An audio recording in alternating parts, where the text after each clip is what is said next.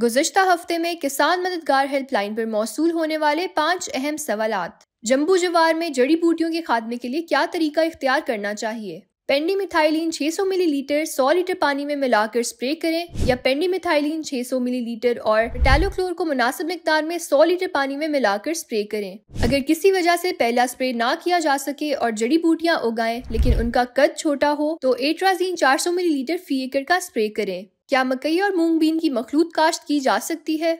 जी हाँ, मकई और मूंग बीन की मखलूत काश्त की जा सकती है। ये तरीकाकार कई फवायद फराहम करता है, जैसे कि इस तरीके से मिट्टी की ज़रख़ेज़ी में इजाफा होता है, जगह का मौसर इस्तेमाल होता है और कीड़ों और बीमारियों में कमी आती है। मकई और मूंग बीन की मखलूत काश्त से मिट्टी की ज़रख़ेज़ी में इजाफा होता है और पानी की बचत होती है। जमीन की तैयारी और बीज की मिकदार का खास ख्याल रखें। गंदम की फसल में चूहों के खात्मे के लिए क्या तरीका इख्तियार किया जाए?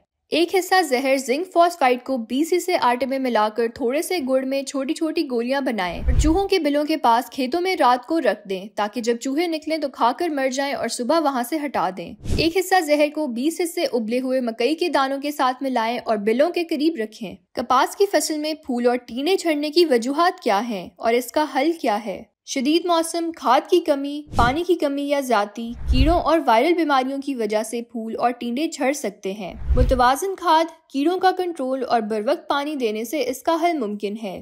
कलराठी जमीन को कैसे आबाद किया जाए? कलराठी जमीन को आबाद करने के लिए जिप्सम कैल्शियम सल्फेट का इस्तेमाल करें ताकि सोडियम के असरात कम हो और मिट्टी की साख्त बेहतर हो। मुनासिब पानी का इंतजाम भी जरूरी है ताकि नमकीन अज्जा धोकर निकाले जा सकें। मजीद रहनुमाई के लिए किसान मददगार हेल्पलाइन पर राब्ता करें। शुक्रिया।